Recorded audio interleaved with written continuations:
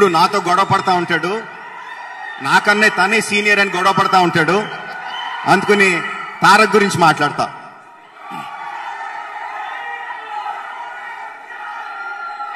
చరణ్ చెప్పినట్టు నిజంగా ఏమన్నాడు, child mentality, line personality. Exactly Tarak తాలూకు ప్రేమను తట్టుకోవడం చాలా కష్టం. సునామీలో వచ్చి పడిపోతాడు.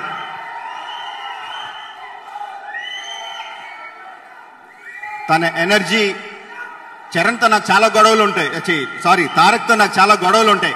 అంటే 2 సంవత్సరాలు పనిచేసి తారక్ని చరణ్ అని, చరణ్ తారక్ అని పిలవడం అలవాటైపోయింది. తారక్కి అసలు కంటిన్యూస్గా నేను తారక్ని తిట్టేది ఏంటంటే, మీకు అసలు టైం సెన్స్ లేదని తిడతా ఉంటాను. ఎందుకంటే 7ంటికి రమ్మంటే 6ంటికి వచ్చి కూర్చుంటాడు.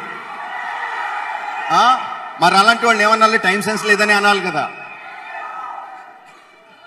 ఎంత ఎనర్జీ పెడతాడంటే తారక్తో నేను మనసులో ఏదన్నా అనుకుంటే, ఇఫ్ ఐ విజువలైజ్ సంథింగ్, నా యాక్టర్ ఇలా చేయాలి అని అనుకుంటే నేను తనకు చెప్పక్కర్లేదు. మా ఇద్దరి మధ్యన ఉన్న రిలేషన్ ఎలాంటిదంటే, తారక్ మీరు ఇలా రండి, ఇలా నడవండి, ఇలా యాక్ట్ చేయండి అని చెప్పక్కర్లా. షార్ట్ పెడితే చాలు యాజ్ ఇట్ ఈస్ పర్ఫామ్ చేస్తాడు. అలాంటి యాక్టర్ దొరకడం, I'm really telling you today, అలాంటి యాక్టర్ దొరకడం నా ఒక్కడి అదృష్టం కాదు, తెలుగు ఫిల్మ్ ఇండస్ట్రీ మాత్రమే కాదు, ఇండియన్ ఫిల్మ్ ఇండస్ట్రీ చేసుకున్న అదృష్టం అలాంటి యాక్టర్ దొరకడం.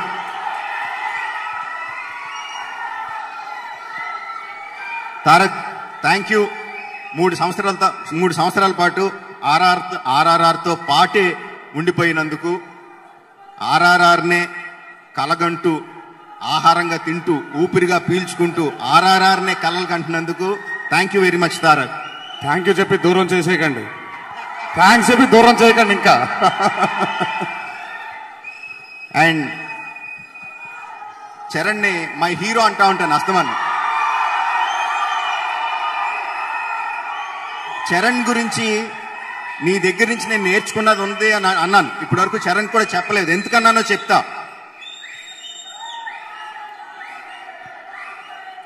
ఏదన్నా ఒక పనికి వెళ్తున్నప్పుడు ఆ పని గురించి కంటిన్యూస్గా ఆలోచించేసి, ఆ పని ఎలా చేయాలి, ఇలా చేయాలా, అలా చేయాలా, ఇలా చేయాలా అని ఆలోచించి మెంటాలిటీ నాది.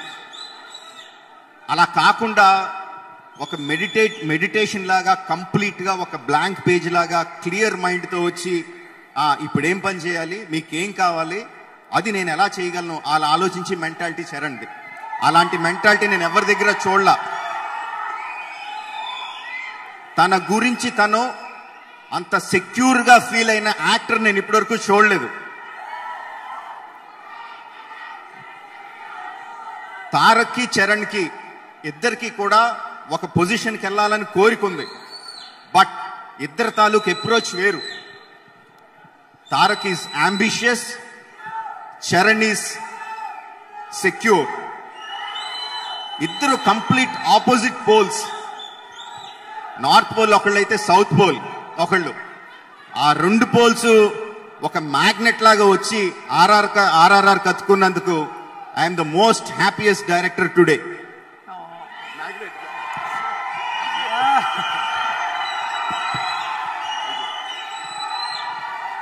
సో January 7th మీ అందరి ముందుకి ఆర్ఆర్ఆర్ వస్తుంది. January 7ஆம் தேதி ஆர்ஆர்ஆர் வருது உங்க முன்னாடி. உங்களுக்கு பாகுபலி பிடிச்சிருந்தா ஆர்ஆர்ஆர் கூட கண்டிப்பா பிடிக்கும். இது என் வாக்கு.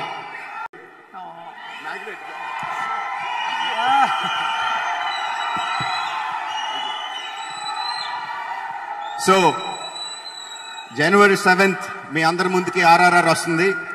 January 7ஆம் தேதி ஆர்ஆர்ஆர் வருது உங்க முன்னாடி. உங்களுக்கு பாகுபலி பிடிச்சிருந்தா ஆர்ஆர்ஆர் கூட கண்டிப்பா பிடிக்கும். இது என் வாக்கு. தேங்க்யூ, ரொம்ப நன்றி. Thank you very much. Beautiful sir. ஒவ்வொரு வார்த்தையுமே நிஜமாவே it came from your heart. நீங்க எல்லாரும் you put your heart in. Sorry, one second. நான் 2 பேர் பற்றி மறந்துட்டேன். அது பேசணும் கண்டிப்பா.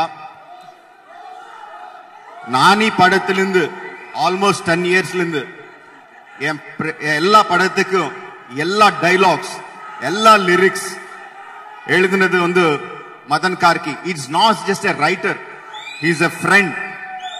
அண்ட் அவர் வேற படத்துக்கு எப்படி ஒர்க் பண்ணுவாங்கன்னு எனக்கு தெரியாது, என் படத்துக்கு மட்டும் அது அவர் படம் மாதிரி ஒர்க் பண்ணுவாங்க.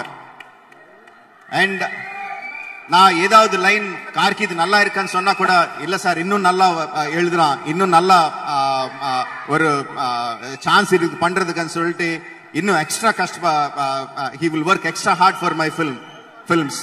Thank you Karki for all the hard work that you have put in for RRR, and for RRR the extra work வந்து Charan and Tarak dubbing பக்கத்துல இருந்துட்டு